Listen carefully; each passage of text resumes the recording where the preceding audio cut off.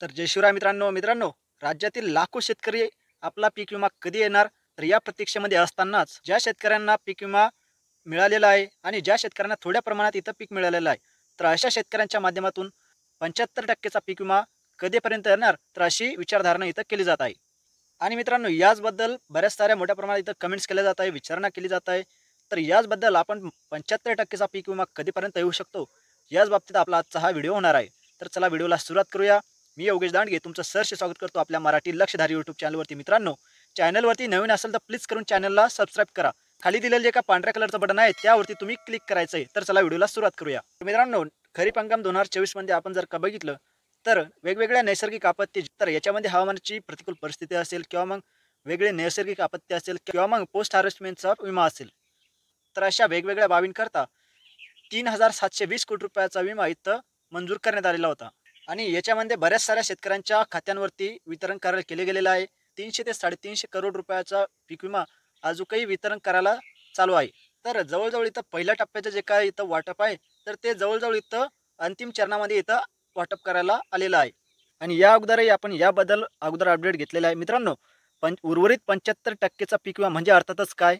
शेतकऱ्यांना जसं की आपण इथं बघितलेलं आहे की नांदेड, हिंगोली, परभणी, तर या तिन्ही जिल्ह्यांमध्ये अधिसूचना काढून ॲग्रीम पिकांतर्गत इथं जवळ 25% पीक विमा ती रक्कम दिली गेलेली आहे. तर मग जी काय उर्वरित रक्कम 75% रक्कम आहे, तर ती म्हणजे नेमकं काय? तर मग ही जी काय 75% ची जी काय रक्कम असते, तर मग ती केव्हा समजते? जेव्हा कॅल्क्युलेशन कंप्लीट होतात, तर तेव्हा ती रक्कम इथं समजते. तर हे कॅल्क्युलेशन मग केव्हा पूर्ण होतात? तर जेव्हा पीक कापणीच्या अंतिम अहवालाच्या मंजुरीवरती ते केलं जातं. तर आता समजा बऱ्याच साऱ्या शेतकऱ्यांचे वैयक्तिक क्लेमचे जे काही पीक विमा आहेत, तर ते मंजूर झालेले आहेत. तर समजा लातूरमध्ये बऱ्याच साऱ्या शेतकऱ्यांच्या तक्रारी आहेत. जालना जिल्ह्यामध्ये सुद्धा बऱ्याच साऱ्या शेतकऱ्यांच्या तक्रारी येत आहेत आणि यवतमाळमध्ये देखील मोठ्या प्रमाणात शेतकऱ्यांच्या तक्रारी आहेत. शेतकऱ्यांना पीक विम्याची रक्कम ही अतिशय कमी प्रमाणात इथे येत आहे. समजा आपल्या राज्यामध्ये कोणताही जिल्हा असो, जर का तिथल्या शेतकऱ्यांना अंतिम पीक कापणी प्रयोगाच्या अंतर्गत अहवालानुसार जर का रक्कम तिथं मंजूर झाली, तर त्याला आपण यील्ड बेस पीक विमा असं म्हणतो.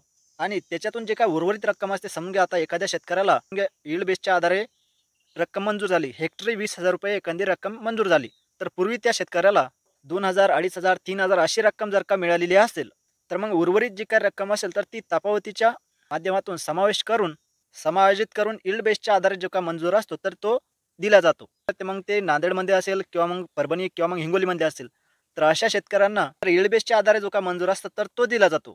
तर मग हिंगोलीमध्ये असेल, नांदेडमध्ये असेल किंवा मग परभणीमध्ये असेल, तर इथे ज्या शेतकऱ्यांना 25% चा पीक विमा इथं वाटप केलं गेलेलं आहे, तर त्या भागातील शेतकऱ्यांचं यील्ड बेस्ड पीक विम्याचं कॅल्क्युलेशन इथं केलं जाईल. यील्ड बेसच्या आधारे जी काही उर्वरित रक्कम राहील, तर ती त्या शेतकऱ्यांना ती इथं दिल्या जाईल.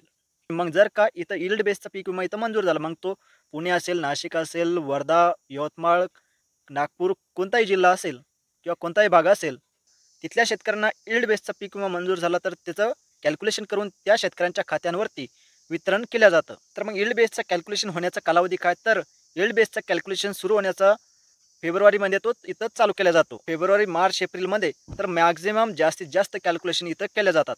परंतु आता मे इथं संपत आलेला आहे, परंतु अद्यापही इथं यील्ड बेसचं कॅल्क्युलेशन इथं झालेलं नाही. तर याच्यामध्ये यील्ड बेसचा जो काही डाटा आहे तर तो आहे, परंतु इथं अजून दाखवण्यात आलेला नाही आहे. आणि हे जे काही कॅल्क्युलेशन्स आहेत, तर हे आता मे महिन्याच्या अखेरपर्यंत कंप्लीट करण्याचे गरजेचे आहे. कारण आता पुढच्या महिन्यापासून पुढचा नवीन हंगामाचा वर्ष इथं चालू होत आहे आणि मग नवीन पीक विमा इथं चालू होईल. आणि पहिल्या कंपन्यांचे जे काही पीक विम्याचे जे काही करार होते, तर ते इथं रद्द करण्यात आलेले आहेत. आणि त्यामुळेच आता नवीन टेंडर इथं राबवलं जाईल कंपन्यांसाठी, नवीन पीक विमा त्यामध्ये येईल. तर सर्व काही गोष्टी इथं नवीनच होतील. त्यामुळे हे जे काही मागचा जो काही पीक विमा आहे, त्याचे जे काही कॅल्क्युलेशन्स आहेत, तर ते इथं पूर्ण होणे गरजेचे आहेत. आणि याच्यामुळे जे काही जुन्या कंपन्यांचे जे काही कामे आहेत किंवा मग त्यांचे उर्वरित जे काही राहिलेल्या पीक विम्यांच्या रकमा असतील, तर या सर्व गोष्टी इथं कंप्लीट होणे गरजेचे आहे. आणि त्यामध्ये आता काही जण म्हणतील, की आमचे जे काही यील्ड बेसचे पीक विमे आहेत, तर अद्याप आमचं याचं वितरण झालेलं नाही. तर याच्यामध्ये जे काही राज्य शासनाच्या माध्यमातून जे काही वितरणच्या रकमा असतात, तर रकमा वाटत असताना याच्यामध्ये देखील इथं टप्पे पाडलेले असतात. याच्यामध्ये पूर्वीच्या काळी राज्य शासनाचा हप्ता, केंद्र शासनाचा हप्ता, तर या पीक विमा योजनेसाठी पहिला हप्ता, दुसरा हप्ता, तिसरा हप्ता आणि उर्वरित सर्व रक्कम असे 20 ते 40% या प्रमाणात पीक विमा कंपन्यांच्याकडे तर ते इथं दिल्या जातात. तर आता ॲग्रीमसाठी किंवा मग क्लेम्ससाठी जी काही रकमा आहेत, तर त्या कंपन्यांकडे इथं देण्यात आलेल्या आहेत. आणि हजारो करोड रुपयाची रक्कम राज्य सरकारच्या माध्यमातून पीक विमा कंपन्यांकडे देण्याची अजूनही बाकी आहेत. आणि ह्या पूर्ण रक्कम इथं वर्गवारी पूर्ण झाल्यानंतरच यील्ड बेसचा पीक विमा साधारणपणे याचं वितरण इथं मेच्या अंतिम हप्त्यामध्ये किंवा मग जूनमध्ये इथं ते केलं जातं. आणि याच्या व्यतिरिक्त दुसरा एक भाग म्हणजे तर 110% वरती नुकसान. कारण पीक विमा योजना इथं राबवत असताना कप अँड कॅप मॉडेल आणि ते इथं बीड पॅटर्ननुसार इथं ते वापरलं जातं. समजा जर का नुकसान हे कमी प्रमाणात इथं झालेलं असेल तर 20% रक्कम ही पीक विमा कंपन्यांकडे ठेवून उर्वरित रक्कम ही राज्य सरकारला द्यावी लागते. तर याच्यामध्ये 2023 मध्ये जवळजवळ इथं 1255 कोटी रुपये पीक विमाच्या कंपन्यांकडून राज्य सरकारकडे इथं परत केले गेले.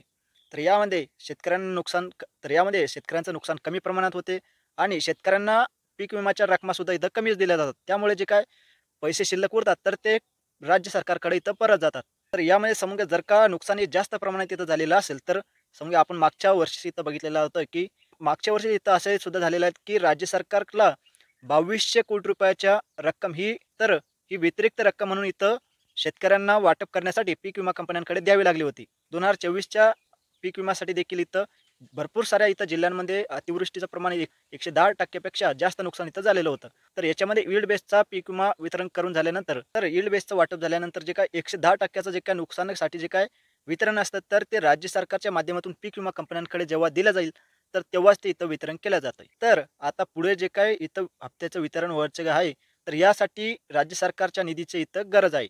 तर मग राज्य शासनाचा उर्वरित निधी असेल किंवा मग पीक विमा कंपन्यांच्या माध्यमातून कॅल्क्युलेशन पूर्ण केल्यानंतर 110% जे काय नुकसानग्रस्त जिल्हे आहेत तर 110% पेक्षा नुकसान झालेले असे जिल्हे आहेत. तर समजा आता बीड जिल्ह्यामध्ये 110% पेक्षा नुकसान इथं झालेलं आहे.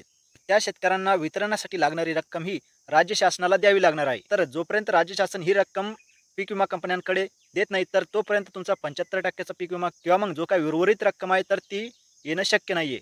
तर मग आता इथून पुढे जे काय वितरण होणार आहे तर त्यासाठी राज्य शासनाच्या माध्यमातून येणारा निधी जोपर्यंत राज्य शासन निधी इथं उपलब्ध करून देत नाही तर तोपर्यंत शेतकऱ्यांच्या खात्यांवरती उर्वरित रक्कम हे येणार नाहीत. त्याचा जी आर केव्हा येईल, जेव्हाही याचा जी आर येईल तर त्याची देखील माहिती आपण इथं घेऊ, त्याचा अपडेट देखील आपण घेऊ. त्यासाठी तुम्ही चॅनलला सबस्क्राईब करायचं आहे. खाली दिलेलं एका पांढऱ्या कलरचं बटन आहे त्यावरती तुम्ही क्लिक करायचं आहे. मित्रांनो, फॉर एक्झाम्पल म्हणून आपण 2023 मध्ये इथं बघितलेलं आहे की 110% पेक्षा तिथं नुकसान झालेलं होतं आणि त्याची जी काय इथं रक्कम होती तर ती जवळपास 220 की 30 कोटी रुपयाची रक्कम होती. तर ती आता 2 ते 3 महिन्यापूर्वी ती इथं आलेली आहे. तर हे तेव्हाचं बुलढाणा जिल्ह्याचं हे वितरण तर आता इथं झालेलं आहे. मित्रांनो, तर आता येणाऱ्या ह्या जे काय पीक विमाचं जे काय उर्वरित रक्कम आहे तर याच्यासाठी आता किती उशीर होणार, किती यासाठी वेळ लागणार आणि शेतकऱ्यांनी यासाठी किती प्रतीक्षा करायची तर हे फक्त आता राज्य शासनाच्या हातामध्ये आहे. तर आता जेव्हा राज्य शासन हे निधी इथं पीक विमा कंपन्यांकडे देईल तर तेव्हा ते आपल्या शेतकऱ्यांना भेटेल. याच्यामध्ये देखील असं सुद्धा होतं की राज्य शासनाच्या माध्यमातून निधी तर उपलब्ध करून दिला जातो, पीक विमा कंपन्यांकडे तो निधी पाठवला जातो. पण पीक विमा कंपन्या काय करतात, तो निधीचा वापर करून घेतात. मग पूर्ण वापर झाल्यानंतर त्यांच्या गरजा इथं भागल्यानंतर मग त्या कंपन्या शेतकऱ्यांच्या खात्यांवरती वितरण करतात. तर जेवढ्या लवकर राज्य शासन हा निधी इथं पीक विमा कंपन्यांकडे देईल तर तेवढ्या लवकर आपल्या शेतकऱ्यांपर्यंत ते निधी इथं वितरण केलं जाईल. तर मित्रांनो, हे जे काय अपडेट होतं तर हे अपडेट बऱ्याच साऱ्या शेतकऱ्यांच्या माध्यमातून विचारणा केली जात होती की तर 75%चा विमा कधी येणार, तर उर्वरित जी काय पीक विम्याच्या रकमा आहेत तर त्या केव्हापर्यंत शेतकऱ्यांच्या खात्यांवरती येईल. तर ह्या विचारणा शेतकऱ्यांच्या माध्यमातून केल्या जात होत्या. तर हे जे काय माहिती आपण इथं पुरवण्याचं काम केलेलं आहे तर माझ्या मते हे कारण इथं मी सांगत आहे. तर मित्रांनो, अशाच नवनवीन अपडेट्स आपण इथं शेतकऱ्यांसाठी घेऊन येत असतो. अशाच वेगवेगळ्या बाबींवरती आपण इथं अपडेट्स इथं शेतकऱ्यांना पुरवण्याचं काम करत असतो. मित्रांनो, अशाच नवीन व्हिडिओसाठी तुम्ही चॅनलला सबस्क्राईब करायचं आहे. खाली दिलेलं जे काही पांढऱ्या कलरचं बटन आहे त्यावरती तुम्ही क्लिक करायचं आहे, कमेंट करायचं आहे, शेअर करा. तुमच्या मित्रांना देखील हा व्हिडिओ तुम्ही इथं पाठवू शकता. भेटूया पुढच्या व्हिडिओमध्ये मित्रांनो. धन्यवाद.